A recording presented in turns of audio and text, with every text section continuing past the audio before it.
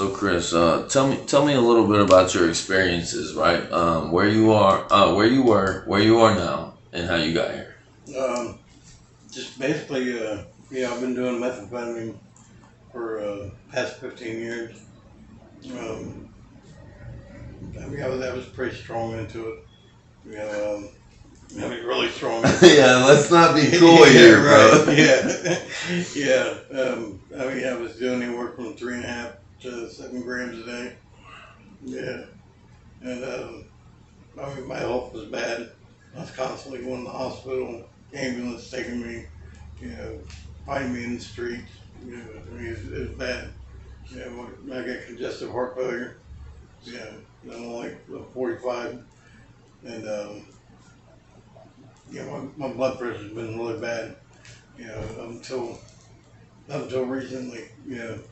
Um, but most of my life has been evolved around drugs and alcohol. Yeah, and How long total would you say you've been in the lifestyle? 30 years. 30 years. Yeah, Wow. yeah. It was crack. I did crack from the age of 14. I was introduced to crack, and that was devastating. So I imagine that, like having been there myself, right?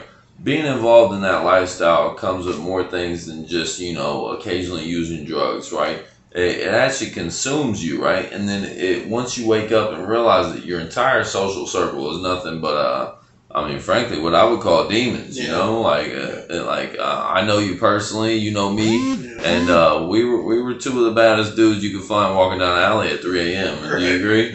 Right. Yeah. So tell me about getting away from the lifestyle and creating a whole new social circle. Was that difficult for you? It was difficult. Yeah. How I got here was this girl, her name's Carly Ivano. She finds me on the side of the road panhandling, and because at the end, I wasn't doing big things anymore. No, of course not. I was moving literally, I was moving 5 pounds Yeah. to 10 pounds a Yeah. week. And I was making a lot of money, but I was still pushing a stroller around homeless. Yes, sir. Yeah. Yeah. With all that cash on me. Yeah. It's I'm all paying part of the for- look, bro. I'm paying for 3 women staying in hotels while I slept underneath the Brown Street Bridge Yes. because I wouldn't allow myself to be comfortable. Yes, sir. I wasn't comfortable unless I was uncomfortable.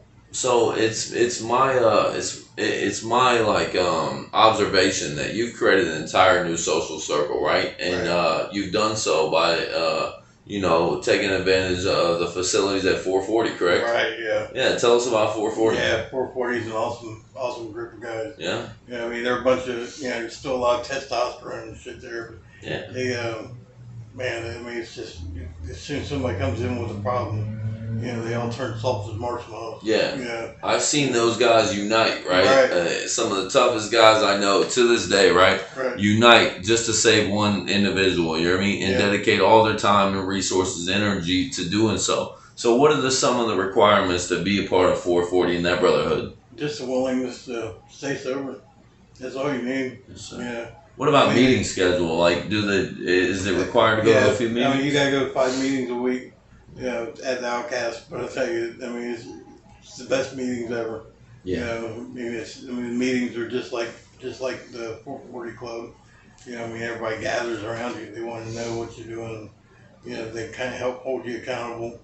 Then we have our own IOP group. If you come in there from rehab and you got to go to Nova House IOP, they tell you absolutely not. You got to go to their group. Yeah, of And that's course. through Freedom Recovery with Oh, okay. Brandy Gleason. And she's absolutely amazing. Yeah, I'm familiar with Miss Gleason. Yeah. A third party, of course. but Right. yeah. Yeah. Yeah, so I'd like to give a shout out to my guy Steve Brown, right? Yeah. Um, Oh man, love him. Yeah, And he's James. and James as well. Yeah. He's the influential character behind the creation of 440, and you might also know him from All Star Pond, All-Star Pond. located conveniently right here on 3rd Street, right? Yeah. But man, this guy is a true man. He's a true testament to what a man can do when he decides to turn his life around. Jim Marshall too. Yeah, Jim Marshall. Yeah. And I've had the pleasure of meeting Steve and his wife, right? and they both sponsor people. They're actively involved in the recovery community. He's a hero of mine, you know. Yeah. Yeah. So yeah, so I'm interested in okay, so you get away from the lifestyle, right, and you create an entire new social circle, right? Right. It's got to be hard for a person that I don't know about you, but I have several mental health disorders, right? Right. That cause me to be weary of new people, Yeah. surrounding myself with nothing but scumbags. So I think everybody's got an alternate agenda. Was it easy for you to create an entire new social circle? I mean, it was whenever I finally was willing to. At first I didn't think I was going to be able to. I mean, Yes. I built my entire reputation around that dope. Yes. Yeah. I mean, everybody seen me as, Crazy Chris. Yeah. And that was indeed your nickname, right? Right. Yeah. Yeah. And Never let's say Roadrunner. this guy was crazy. You hear me? Yeah. Like I'll include a mugshot at the end of the video and a here and now, and you guys will be amazed. I assure you. So it turns out me and you frequented the same area, right? North Dayton, right? Yeah. And I consider us lucky to have not crossed paths because at the end of my addiction, all I did was live under a bridge, and I was just a scumbag, right? And then you, I just feel like if we would have crossed paths, we'd be sitting in prison talking about it right now. Like that's the kind of personalities you're dealing with here. Right. So what I'm really interested, the reason you're here today is because I see God working wonders in you, right? Yeah. And nothing short of God, right? Right. So tell me a little bit about your experience, right? Your spiritual awakening, per se. Okay. The aha moment. Carly Ivano picks me up on the side of 75 and 725 at the off ramp, and she sees me, out there pushing my baby stroller with everything I own. Everything but a baby. You hear me? Yeah, stinking. I mean, I hadn't had a shower in a couple of weeks probably, and she says that Jesus sent her, and she wants to give me a room for the night because it was supposed to go down like to 0 that night, and I didn't want to at first, but I reluctantly told her that I would. So she's getting out of her car, wanting to put me in the car, and with her daughter in there. And I was like, I'm a great guy on this side, but I was also a great guy on that side. Yeah. Yeah, and I told her, no, absolutely not. Yep. You aren't going to pick a homeless guy up Mm-hmm. and put your daughter in that situation. I said, I will walk over there. Yep. So she said, well, you better walk over there. Because if you don't, I'm in the car and I'll track you down. Yep. So Good people. Yeah, we meet over there. She comes out and hands me the card to the room. And she says, here, I got your room for a week. And she said, go get cleaned up, take a shower, and I'll pick you up tomorrow. She took me to Walmart the next day, took me out shopping, got me some clothes, some hygiene, and then took me back, dropped me off, and said she took me up the next day because she wanted to talk to me. Yeah. And, the next day she started planting the seed. What did she do exactly? We went out to Hardee's and what does she do, brother? Oh, what does she do? Yeah, what? Carly Ivano? Yeah. Okay, tell us about Carly. She's actually a recovering heroin addict. Really? Yeah, she's got like 3 years in, and she was going to AA, but she doesn't make basically church now. Yeah. But I mean, she's all about Jesus. Yeah. So that's what she was doing. I'm just thinking, gosh, she was this religious crackpot. Yeah, of course. Selling banged her head. Yeah, helping a guy like Crazy Chris, right? She don't understand me, and she just kept saying, Chris, can you just imagine what your testimony is going to be like? Yeah. Yeah, and by God sending her, He could have sent a more beautiful girl. I mean, she's absolutely beautiful. And that's half of what went through my mind, right? When I met Chris, right, and heard about him, and I've heard about him in the neighborhoods in which we frequented, right? However, like I said, we never crossed paths. Well, when I heard the turnaround this guy made, and I seen his mugshot, right? I mean, bro, I hate to say it, but you were at the bottom, Right. And the only reason I can say that is because I was there as well, Right. So it's very easy to recognize. And when I heard some of the things you were doing, you've been involved with sober gangs, homeless outreach, and I don't know, man, I can see the Spirit of the Lord working in you, right? Yeah. So, are you involved in a 12-step program? I am. Yeah? Why don't you advocate for that? Do 90 and 90. Yeah. Yeah. I mean, I don't do the same meetings. I always break it up and do different meetings every day. Get a sponsor. Start working your steps. But I mean, the biggest thing for me was getting Jesus. I mean, I got baptized I was just going down to swim in Pastor Clarence's river. I didn't even know I was really getting baptized, so I'm getting dunked. And let's give a shout out to Pastor Clarence, right? Yeah. He's one of my favorite human beings, he's right? a great guy. And can you tell us a little bit about Pastor Clarence? Yeah. I mean, he's got a small church. Where's it located? It's over at I think it's 222 Vermont Street. I think it is as well. Yeah. It's located right in North Dayton, off of North Kiwi. Okay, so directly behind Outcast on Hunter Avenue. And man, this guy, he's a messenger from God, I assure you. Yeah. And his wife, Betty, I'm going to give you a shout out, Betty. I love you. You know what I mean? I love your work. And never met a woman on the piano so nice. Right. But yeah, man, Pastor Clarence, man, he spoke to me and he speaks volumes. Yeah.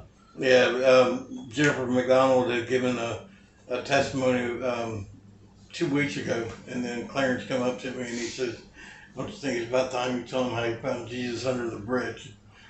So the next week, just past Sunday, I gave him a testimony. My mom, my sister, my nephew, and my daughter, who I hadn't seen in 15 years. This is the first time I got to see her was the day I went and gave him a testimony. So, I mean, it was like, and then, I hadn't seen my family in 15 years. They live right here in Dayton. Yeah. And, I get baptized, and then the very next morning, I get the 3 best words that I've ever got sent in text messages, and that was from my mom, saying I love you. Yeah. Wow, man.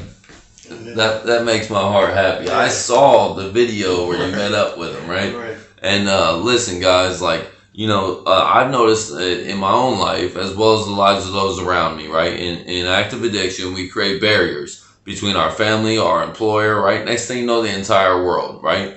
And one thing that I've seen Chris do personally, right, in this short amount of time, right, is totally tear down those barriers, not by manipulation or the old means in which we communicate, right, but just by good, honest, intentions. And, man, he's reconnected with his family. Can you tell us about your relationship with your daughter? Awesome. Yeah? Yeah. I mean, I really thought it was going to be hard, and difficult. Because she's 13 when I walked away. Yeah. And the reason I walked away, I never let down to them. No, it was just that, my life was holding them hostage. Yeah. They couldn't make plans to go on vacation or do anything really, because it's always based around what was Christopher going to be like that week. Yeah. Was I going to be in jail or going to prison? Was I going to be in the mental health hospital? Was I going to be, in a coma, from suicide? I mean, I've had some serious suicide attempts. Yes, sir. And I just don't think that I honestly don't think that for any other reason that I don't see why God would let me go through everything that I've been through. I mean, I over here on Hedges Avenue, just right around the corner, I tried killing myself one night, letting go of the steering wheel, doing 96 miles per hour, coming off of Livingston, and hit that hill. It hit 5 parked cars, and I went through the windshield on the passenger side, and I lived through that. I had a suicide attempt where I took 800 milligram extra Tylenol and 28 football Xanax, to kill my liver and put me to sleep so I wouldn't feel it. And I was in the hospital for 30 days on that, and they said that if I got out and started partying again, that I wouldn't last 6 months. But that was back in 2001. It's my opinion, right, that everything he just stated, right, the entire testimony, as a matter of fact, is clear, unrefutable evidence, okay, that this man is here for a reason. And that's also my opinion about most addicts, right? Actually, every addict. I believe that God does not put us through things, right? He allows us to go through things. That way we will gain the experience, the knowledge, and the lifetime application of these experiences to only help others, okay? And I believe that to be the sole reason why men like you and I are in existence today, right. Okay? If I was chastised for my sins, right, I would already be burning in hell. I'd be extra crispy, guys, right. Let me tell you. And I'm sure a lot of you would agree, right? But today, through God's forgiveness, His grace, His mercy, and just His divine direction, I believe that we were spared for a reason. I call it spared to speak, right? It's a whole hashtag I created. Right. And that's exactly why I invited you out today. Now, I have one more question, right? if you had some advice, right, for the addict in early recovery, right, the guy that's watching this that is thinking about getting high today or just relapse, right, what could you tell him? Man, just don't let that relapse keep you out there. My relapse kept me out there 15 years alone. It was horrible. I remember nights laying underneath that bridge, and especially this past winter, sitting there crying, my tears freezing to my face because it was so cold outside. Been there. My nose dripping on my bubble and cracking it. And you know what's crazy? Even that didn't break me. No. You understand? Yeah. It took a whole nother experience, guys. Yeah. And I pray that you find it sooner than later while you still have your life intact. I mean, the biggest thing I would like to push is this book called Whisper. And it's by Mark Baderson. Okay. And it's about Jesus talking to us. Really? And I mean, God's real. He really is. I can assure you of that. God is real. I mean, I feel him. He works with me every day in my life. He's helped bring me and my daughter together, through somebody else's problems. I was like, I'm sitting there giving fatherly advice to this 18-year-old girl, and I was feeling bad for it, because my 24-year-old daughter had just, shared with me that she went through some pretty traumatic thing. And so, I was feeling bad that I'm giving this girl advice, although it was good advice. I'm feeling like I shouldn't be doing this because, I didn't do it for my daughter. Okay. And then all of a sudden, God just spoke to me and he said, call your daughter, put these two in touch. And I did. And then she was able to, she's able to help her and guide her. Because my daughter, I mean, she's amazing. She just got back from Spain from shooting a movie. Wow. And she's beautiful. She was a model. She lived out in Chicago, was a model for this magazine. She's had photographers fly her out to San Francisco just to do photo shoots. That's amazing, man. She's absolutely beautiful. In the connection that I'm seeing, right, third party, of course, you develop with your family, right, is the most touching part of this, right? It gives every addict out there hope that it is possible, okay? Right. It's never too late, right? And all it takes is a little bit of work on your behalf to become less selfish and more accepting, of the fact that you might have been the reason that your relationship is tarnished. And a little bit of work, and with my opinion and yours as well, God's help, right? Yeah. Anything is possible. And I mean, the biggest thing, that I suggest is that just go to the meetings, show up, and don't share. Keep your mouth shut. Take cotton out of your ears, put it in your mouth. Yes, sir. Just sit in the meetings and listen to everybody for at least the first 30 days. Yes, sir. And you're going to be on this pink cloud. But then that's going to go away and life's going to start coming back. But you just learn to deal with stuff by taking it all to whatever your recovery group is. I mean, I use everybody. I use Facebook. Yes, sir. I love posting on Facebook and getting my replies, and I mean, it fills my soul. Yes, yeah. Hearing all the positive stuff coming to me. I mean, granted, there are some things that I post on there, but I'm still an adult. Yeah, of course. And humor's humor. Let us not pretend we're perfect here. Right. But it's progress, not perfection, okay? Right. So I would like to give a shout out to CRN. It's a Confident Recovery Network. It's located on Xenia Avenue. The number is 937-250-1412, right? These people assisted me in changing every aspect of my life, right? And they offer sober living, IOP, dual diagnosis, mental health treatment, and they also have MAT if that's what you're requiring. I just like to say they saved my life. They gave me 7 opportunities to do this, right? And today I can sit here proud of my accomplishments, and it's only through the facilitation of the housing that they provided me, in the treatment and in the counseling that they provided, that I am able to sit here today and hopefully be a hope shot to one of you guys. And Chris Parsons, I'd really like to thank you, man. Yeah. Like, to me, you're a hope shot. You're a shining example of strength and one's ability to overcome anything through the power of God in 12 steps and self-awareness. Right. All right, brother. Thank you very much. Yeah, I appreciate you, brother. Yeah.